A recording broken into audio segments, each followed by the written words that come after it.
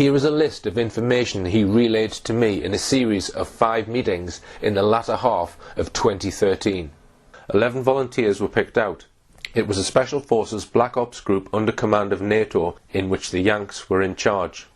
Other countries' governments were aware of the operations, but most do not have the technology to deal with it, therefore allowed the Americans to get on with it under the umbrella of NATO. This includes the Russians. Whilst on an operation near the Russian border, a UFO came out of a cavern system and nearly took their heads off, upon which they opened fire. Opening fire would not usually affect a UFO. He thought that there would definitely be another group carrying out these operations today. The operation in Brecon Beacon, where the 2 bodies were discovered, was on Talibant Mountain. The military have secret systems based on a laser that can bring down UFOs. There are 8 around the world that he knew of, 2 in the UK, 1 in Germany and a few in the US. It disables or interferes with the propulsion of the UFO and causes them to come down. The military had an idea roughly as to where and when the UFOs were appearing and would send their team out in advance of firing this weapon.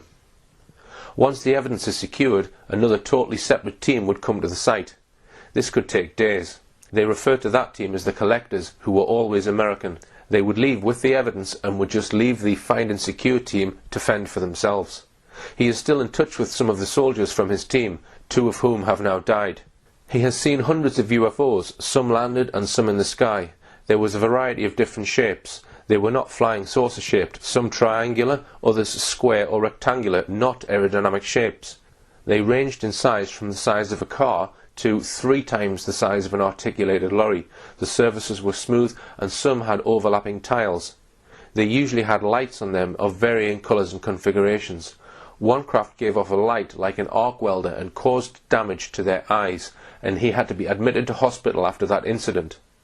Another craft which they got close to looked metallic, but when pushed by hand gave way, having some kind of elastic property which returned to the original shape after applying a force.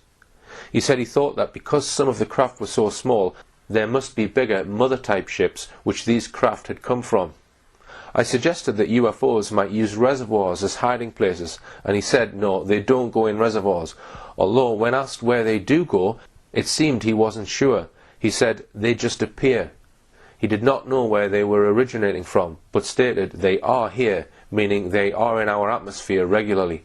He said they can just appear, and when asked about cloaking, confirmed that he thought they had those kind of abilities and also incredible dynamics. He said they can come down to the ground very quick.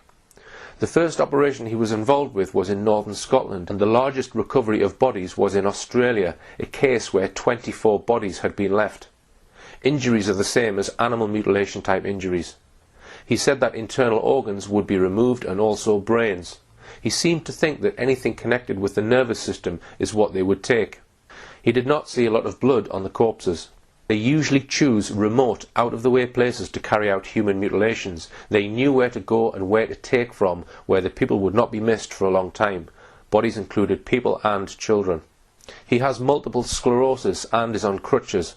He has various scars, one of which he showed me on his right arm just below the elbow. He has 3 pins in his hip, he had work done on his shoulder and has had a knee replacement. He said that he hasn't had cancer and then said, touch wood, indicating he is worried about it.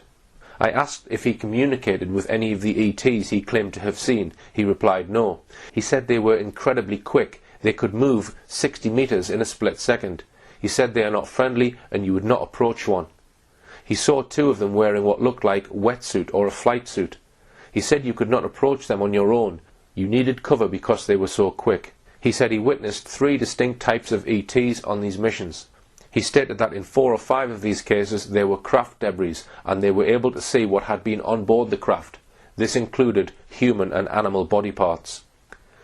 He claimed there is a UFO tracking facility in the military land at Sennybridge. It is stored under the ground and comes up at night.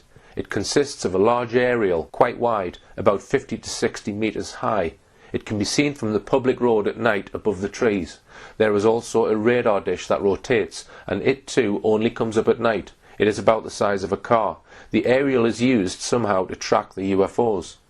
The source eventually stopped talking to me. On at least 2 occasions he failed to turn up at pre-agreed meeting places.